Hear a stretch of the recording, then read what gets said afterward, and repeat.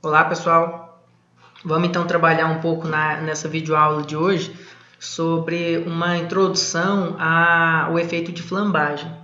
Então nas próximas aulas agora a gente vai trabalhar em cima desse conceito. Então vou passar uma parte introdutória agora para vocês, depois vou encaminhar alguns arquivos de cálculos para a gente poder fazer algumas atividades no decorrer da semana aí. O que trabalharemos nessa aula? Uma parte introdutória, sobre o que seria esse efeito de flambagem, que tipo de elemento que normalmente acontece esse tipo de efeito e quais são as causas que levam a essa flambagem. Falar conjuntamente com a estabilidade das estruturas, já que é um efeito que tende a deixar instável a nossa estrutura. Determinação da carga crítica de flambagem, ou seja, como a gente consegue calcular, como foi desenvolvida as fórmulas para se calcular esse efeito. O comprimento de flambagem, que é uma nomenclatura que se dá ao comprimento de um elemento que possa vir a sofrer flambagem. Então, tem uma maneira de se calcular, não é exatamente o comprimento real de uma estrutura, e sim um comprimento ali entre dois pontos em específico, que gera a flambagem. A determinação da tensão de flambagem, em decorrência da questão da carga crítica, a gente consegue também desenvolver a tensão em si, e a tensão crítica e o que a gente chama de índice de Sbeltez ou índice de flambagem, que é um coeficiente ali importantíssimo para que a gente consiga ter uma noção ali se o meu elemento ele tem a característica a sofrer uma flambagem ou não, se ele é considerado como um elemento esbelto ou um elemento curto, que eu também vou comentar no decorrer dessa aula. Então aqui uma parte introdutória, neste capítulo estamos preocupados com a estabilidade das estruturas, ou seja, a capacidade de suportar um determinado esforço de compressão sem sofrer uma súbita mudança nas suas configurações iniciais. Então a flambagem agora também é em decorrência de força de compressão. Porém, diferente das nossas análises de tensão normal de compressão por ali, esmagamento, ou que se pode dizer, agora a gente vai analisar um outro efeito que os elementos podem vir a sofrer quando estão comprimidos, que é justamente essa possibilidade de sofrer uma deflexão lateral. Então, se você pegar uma régua, por exemplo, e aplicar carga de compressão na sua mão, na palma da mão, aplicar carga de compressão nas extremidades, você tende a fletir a sua régua. Isso não é causado pelo efeito de flexão, que é, na verdade, um efeito quando se tem um carregamento sobre a minha estrutura, no sentido longitudinal.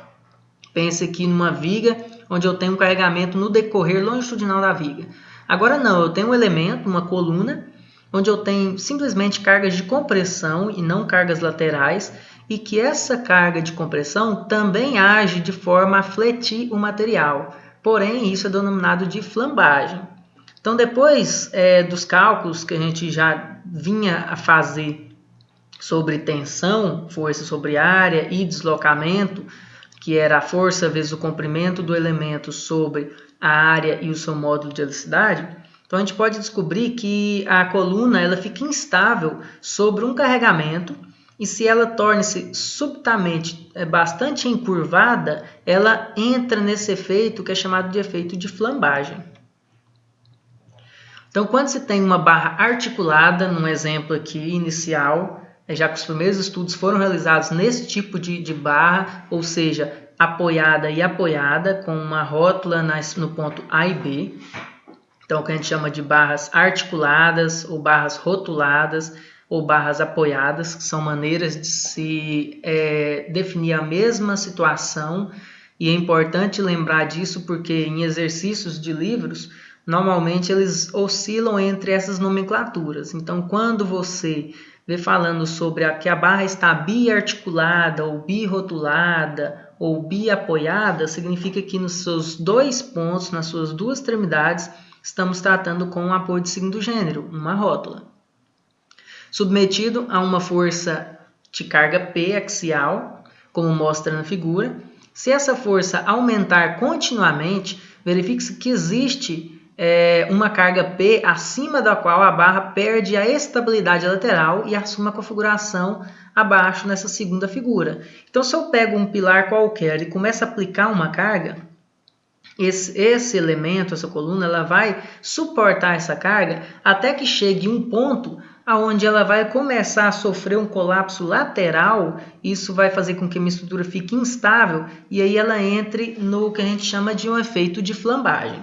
E o objetivo é justamente calcular qual a máxima carga que eu posso aplicar nessa minha coluna, nesse meu pilar, antes desse efeito de flambagem, ou seja, na iminência de sofrer a flambagem. Isso a gente chama de carga crítica de flambagem, certo? E é essa carga que a gente deve calcular. Aqui tem um exemplo, normalmente um exemplo bem simples, porém foi o exemplo que Euler desenvolveu para conseguir chegar nos primeiros estudos sobre o fenômeno de flambagem. Foi o quê? Fez um experimento, certo? Tanto é que normalmente todo semestre a gente faz esse experimento. Os meninos do semestre passado fizeram lá no auditório, naquela semana do CONIT, onde eu tenho o quê? Eu tenho aqui um pilar que é rotulado em uma extremidade, rotulado em outra extremidade. Tem possibilidade de movimento, obviamente, senão não sofreria o efeito, o fenômeno de flambagem. E no centro dessa coluna foi aplicado também uma rótula, ou seja, para liberar o giro, o movimento nesse ponto. E anexou a ela uma mola, onde a mola vai servir de rigidez desse meu pilar. Ou seja, essa minha coluna não é mais influenciada pelo próprio material que foi utilizado. E sim a minha mola passa a ser o elemento rígido que segura a minha estrutura. Quando eu começo a aplicar muita carga, aumento essa carga P axial centrada aqui no meu pilar, a tendência é sofrer esse efeito que está representado pela figura B, que é haver uma deflexão ou seja, uma diminuição no comprimento da minha mola ou vice-versa, um aumento desse comprimento da mola, fazendo com que eu tenha esse efeito de equilíbrio aqui, onde na decomposição de nossas forças, onde a força F é a força da mola, vocês lembram lá da forma de força de mola, né, que é constante K, vezes o deslocamento enfrentado pela mola, que nesse exemplo é o delta. E aqui, em contrapartida, eu tenho duas reações de apoio no ponto A e no ponto B, que seriam o quê? A metade da força da mola, porque está no centro, então eu tenho como resultante aqui de equilíbrio metade de F, que ao decompor a força P, eu tenho uma carga P decomposta em hipotenusa e depois em cateto oposto ao ângulo, eu teria, no caso, a carga P vezes tangente do ângulo. Isso seria uma decomposição simples dessa minha carga P. Pensando nisso, eu consigo chegar aos primeiros cálculos, que é o quê? A minha força F seria igual a essas duas cargas P vezes tangente do ângulo. Ou, simplesmente, se P tangente do ângulo fosse igual à metade da força F, como eu já tinha comentado. Passado isso, eu consigo isolar a carga P, já que o meu objetivo é encontrar a carga P máxima que o pilar suporta.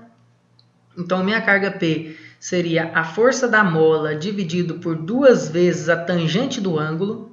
Lembrando que quando eu tenho um ângulo muito pequeno, que é a minha situação recorrente, porque eu não espero que o meu pilar tenha um alto ângulo para eu sofrer um colapso por flambagem. Não, uma mínima deflexão lateral já seria o suficiente para que minha estrutura estivesse no seu fenômeno de flambagem. Então, esse ângulo é mínimo. Com isso, eu tenho que o seno do ângulo é praticamente igual ao tangente do ângulo, que é praticamente igual ao próprio ângulo. Isso aqui é um conceito que a gente tem na matemática, vocês já devem ter visto isso, por exemplo, no ensino médio, quando comentava-se sobre pequenos ângulos. Com isso, eu posso, ao invés de trabalhar com tangente, trabalhar simplesmente com ângulo. Então, eu teria que a carga crítica de flambagem fosse ali, no meu limite, a força da mola sobre duas vezes o ângulo. Só que eu tenho que me atentar ao seguinte, essa fórmula não serve para eu trabalhar. Por quê? Porque a força da mola é um coeficiente variável, uma grandeza variável, e o ângulo também. Por quê? Essa força da mola depende do deslocamento e o ângulo também depende de como vai haver a minha deformação. E esse não é o meu objetivo, eu não tenho que determinar por um determinado ângulo. Não, simplesmente a existência do ângulo já faz com que o meu fenômeno de flambagem aconteça. Então eu tenho que substituir essas variáveis por algo que seja constante. Com isso, eu tenho o seguinte, a força da mola nada mais é do que a constante da mola vezes o deslocamento, que é o delta, como eu já tinha comentado. Então, a primeira substituição feita. Agora eu tenho uma constante, né, um valor que não é variável em função do deslocamento que o pilar possa vir a acontecer. E lembrando que eu tenho um triângulo aqui, onde seno do ângulo θ é o cateto oposto delta sobre a hipotenusa L sobre 2. Lembrando que seno do ângulo é praticamente o próprio ângulo em ângulos bastante pequenos, então eu posso substituir aqui na fórmula o θ por delta sobre L sobre 2. Com isso eu posso cortar o delta, que seria uma outra variável que não me interessa nessa situação. Quando multiplicar pelo inverso aqui, eu terei que a carga crítica de flambagem para essa situação, que é uma situação experimental, seria a constante da mola vezes o comprimento total do pilar dividido por 4. Ou seja, enquanto a carga for menor que essa relação, não vai haver flambagem, minha mola vai conseguir restaurar o meu sistema a todo instante. Porém, à medida que eu colocar uma carga acima dessa relação KL sobre 4, o meu sistema entra em colapso e qualquer oscilação mínima lateral vai fazer com que minha mola não resista e não consiga recuperar o sistema, fazendo com que aconteça nessa figura B, onde o meu pilar não volta mais para o estado original. Então, essas foram as primeiras análises de Euler sobre o que seria a carga crítica de flambagem. Obviamente, essa aqui é uma fórmula para experimentos, com utilização de mola como constante, como a minha rigidez. Agora, a partir das nossas fórmulas convencionais de flexão e tensão, a gente consegue chegar numa fórmula que é útil para o nosso dia a dia e trabalhar com nossos pilares, onde a rigidez é as próprias características do material, certo? Seu modularidade e sua inércia em si. Então, essa seria a fórmula desenvolvida por Euler, onde eu tenho que a carga crítica de flambagem seria π ao quadrado vezes o módulo de elasticidade do material, vezes a inércia do meu material, que está escrito inércia mínima, por quê? Porque essa fórmula aqui foi desenvolvida inicialmente para pilares biarticulados, birrotulados, como eu já havia comentado, que são com apoio de signo gênero nas duas extremidades. Logo, se ele é apoiado nos dois sentidos, você obviamente vai calcular a carga crítica de flambagem para a pior inércia possível, ou seja, a menor. Isso é bem simples de se entender quando você pega uma régua e aplica essa carga de compressão. Ela sempre vai defletir no sentido da espessura mínima da minha régua e não pela largura da régua. Por quê? Porque o giro em torno do eixo do menor dimensão vai ser aquela que tenha a menor inércia. Lembrando que o momento de inércia seria o quê? A resistência que meu material tem ao giro. Quanto menor, mais fácil de girar, mais fácil de fletir e de flambar. Dividido pelo comprimento ao quadrado do pilar. Porém, existem outras situações de pilares, porque não existe apenas pilares rotulados e rotulados. Existem aqueles que são engastados e livres. Um exemplo seria um poste, né? Existem exemplos engastado e engastado, então aqueles pilares mais travados possíveis, onde suas duas extremidades estão muito bem travadas, até mesmo no sentido do momento, com dois engastes. E existe aqueles pilares também que são engastados e apoiados. Em uma extremidade, engastado e na outra, apoiado. Ou seja, essa fórmula ela funcionaria para qualquer tipo de pilar, em qualquer tipo de condição de contorno, que é como a gente chama? Sim e não. É uma fórmula que funciona, porém precisa de um único reajuste, que seria o seu comprimento ao quadrado. Logo, aquilo que eu já tinha comentado no início da apresentação. O comprimento de flambagem é o comprimento a ser utilizado e não o comprimento real. Ou seja, ele depende de um coeficiente que está ligado diretamente à condição de contorno do meu pilar. Se é um pilar rotulado, ele tem um valor de coeficiente K diferente de um engastado, por exemplo. Para entender melhor isso, temos aqui uma ilustração.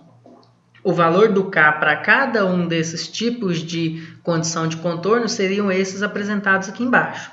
Em um pilar estilo poste, ou seja, engastado e livre, a tendência a flambar é a maior dos 4 tipos de pilares. Por quê? É muito mais fácil, é até fácil de entender isso, que se você aplicar uma carga de compressão em um pilar onde ela é livre na parte superior, a tendência a haver essa deflexão lateral é muito maior do que, por exemplo, um pilar que é engastado nas duas extremidades, onde esse giro inicial não acontece. Então, a gente percebe uma tendência à flambagem em pilares com essas características, engastado e livre. Por isso, o seu coeficiente é maior, por isso que ele vai ter um maior valor no seu denominador da fórmula, fazendo com que a carga crítica aconteça em uma intensidade muito menor. Ou seja, um exemplo, um pilar engastado livre poderia flambar, por exemplo, com a carga de 100, enquanto que o engastado flambaria já com a carga de 400, por exemplo. Então tem uma carga crítica muito mais elevada, muito mais difícil de acontecer, enquanto o caso do pilar engastado livre tem uma tendência muito maior à flambagem, porque sua carga crítica é relativamente baixa. Aqui temos o exemplo que foi desenvolvido inicialmente, que é o rotulado, né, o biarticulado. Nele, como é o nosso cálculo inicial, foi desenvolvida a forma a partir dessa metodologia, o comprimento de flambagem, ou comprimento efetivo de flambagem, é exatamente igual ao comprimento real do pilar. Logo, o constante é 1. Agora, nesse outro caso, eu tenho aqui uma extremidade engastada mais uma extremidade articulada ou apoiada. Isso faz com que esse pilar tenha uma tendência menor do que os demais, porém, esse valor está na casa de 0,7 do comprimento real. E por último, o biengastado, que seria o pilar mais travado dos 4, que teria a menor tendência à flambagem, pois o seu coeficiente a ser utilizado é apenas de 0,5 ou meio do seu comprimento real. De onde saíram esses coeficientes? Basicamente, eles saíram dessa pequena análise aqui. Quando você calcula, por exemplo, o diagrama de momento fletor desses pilares, a gente consegue perceber que um pilar que é livre e engastado, ele vai de momento zero, no ponto livre, até o momento máximo no engaste. Enquanto que o biarticulado, o biapoiado, ele é zero, seus momentos nas duas extremidades e momento máximo no centro. Já uma estrutura que é engastado e apoiado tem momento zero no apoio e um momento normalmente negativo no seu engaste, fazendo esse tipo de diagrama de momento fletor, por exemplo. Enquanto que o último exemplo, engastado, já inicia-se com momentos nas extremidades, tendo um outro momento máximo em um determinado ponto. Como foi desenvolvida essa fórmula? A tendência ao giro ela acontece no intervalo entre momento zero. Então, se aqui eu tenho o momento zero nesse biarticulado nas duas extremidades, então a tendência do possibilidade de giro acontece no comprimento máximo do meu pilar. Então, o meu comprimento é realmente o L, ou seja, o meu coeficiente é 1. Já, por exemplo, nessa extremidade engastada e rotulada, eu tenho o quê? Um momento zero aqui, e um próximo momento zero fica na faixa de 70% do comprimento total. Por isso, o coeficiente é 0,7. O mesmo vale para o engastada. A distância entre esse momento zero que acontece nesse ponto e o próximo momento zero é na casa de metade do meu pilar, do comprimento total. Por isso o coeficiente 0,5. E, é claro, por engastado livre, você não tem uma distância entre momentos zeros. Para isso, você precisa espelhar o seu diagrama e você percebe que o próximo momento zero aconteceria exatamente no inverso do comprimento que eu tinha. Por isso, o coeficiente é 2, porque o comprimento seria 2L. Certo? Então, entendendo isso, eu consigo, para cada exemplo, cada tipo de pilar, analisar a possibilidade de flambar ou não. Onde eu posso ter sim, e é aí que vem o segredo, eu posso ter sim pilares onde em um sentido ele está travado de uma determinada forma, em outro sentido de uma outra forma, certo? Se eu pegar esse exemplo aqui e olhasse ele lateralmente, ou seja, no outro plano, eu poderia chegar à conclusão que esses pontos A e B seriam engastados. Porque essa rótula, esse pino que acontece aqui, ó, ele apenas aplica um giro em torno desse eixo Z, que é o eixo que sai aqui da tela do computador.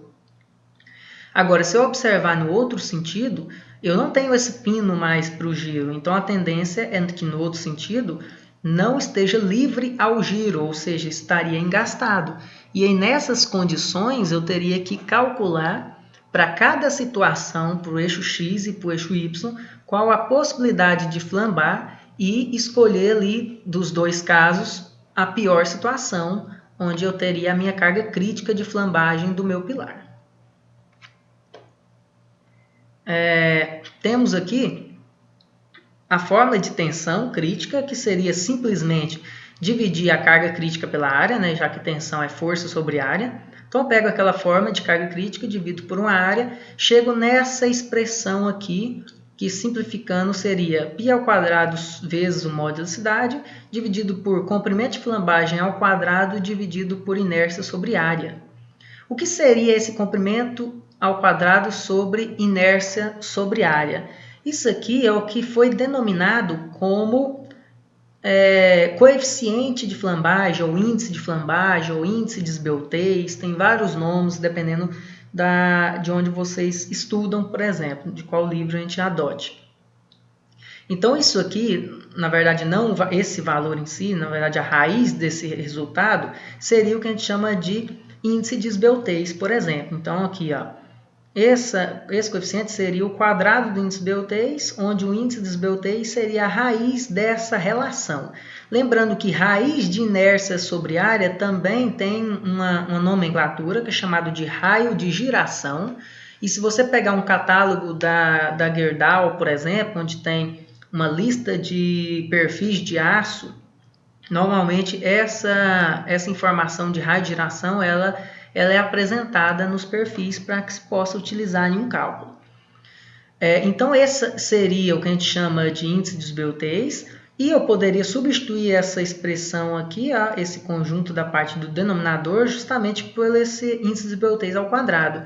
Então, eu teria uma fórmula de tensão crítica de π² vezes o módulo da velocidade sobre esse índice, onde o índice seria o comprimento de flambagem sobre a raiz de I sobre A, que seria um índice que eu poderia calcular para um determinado tipo de pilar, de elemento, para que eu consiga analisar se esse índice está acima ou não do índice limite. O que seria esse índice limite? Você conseguiria calcular por essa fórmula, por exemplo. Se você quiser calcular o índice limite, levando em consideração que a tensão limite fosse a tensão de escoamento, por exemplo, então você substituiria a tensão de escoamento de um aço, 250 MPa, em um exemplo, e o módulo da velocidade de 200 gigapascal, ao fazer essa expressão, você chegaria em um índice de esbeltez, um índice de flambagem, na casa de 90. Esse índice não tem unidade, é um coeficiente, então somente 90. 90 seria o quê? O limite que o material tem no seu limite de escoamento, por exemplo. Então, pilares que tiver um índice de esbeltez maior que 90 estariam submetidos a tendência a flambar, porque teria um valor superior ao limite de escoamento aceito. Agora, se meu índice de esbeltez é menor que 90, a gente chama que é o pilar de curto, onde meu pilar não tem tendência a sofrer flambagem, porque o índice é muito baixo, a tendência é que esse pilar possa ser o que a gente chama de um pilar curto, um pilar que não tem tendência a fletir lateralmente. Ele possivelmente vai sofrer uma compressão, onde pode chegar até o seu limite de escoamento e sofrer um colapso por compressão, mas não sofreria nenhum colapso por flambagem. Agora, pilares que têm um índice de esbeltez maior que 90, no caso de um aço que eu estou comentando, né? Ele já sofreria sim, poderia sofrer, teria tendência a sofrer uma flambagem. Não quer dizer que estaria sofrendo a flambagem, dependeria de qual carga está aplicada sobre o pilar. Porém, ele tem tendência, então é um pilar que deve-se calcular o seu limite de flambagem para que não ultrapasse essa carga crítica ao final do meu lançamento, do meu projeto. Então, esse índice serve para isso, para você diferenciar o meu pilar entre curto e esbelto, que seriam os pilares com tendência a sofrer flambagem. Já comentei sobre esse índice de esbeltez, né, representado pelo lambda.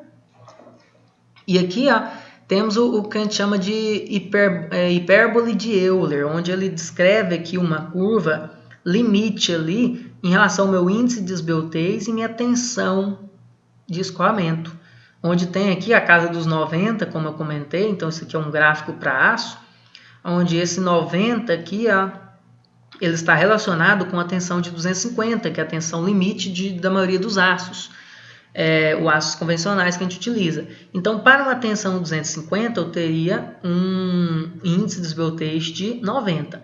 Qualquer índice de esbeltez acima de 90 faria com que minha tensão cada vez diminuísse mais. Eu não poderia aplicar tanta carga no meu material porque não suportaria a sua tensão limite.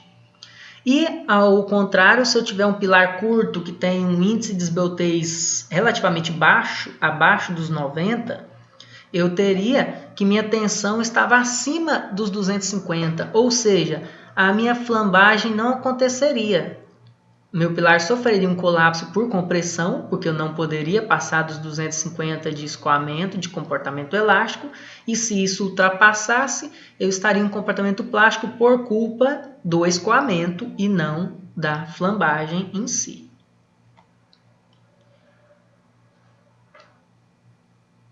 Temos aqui alguns exercícios que eu vou tentar resolver eles ou com vocês em vídeo, nos próximos vídeos, ou passar a resolução dele passo a passo, bem detalhado, para que vocês consigam entender e depois refazer alguns exercícios que forem passados no decorrer das próximas semanas. Então, obrigado e bons estudos.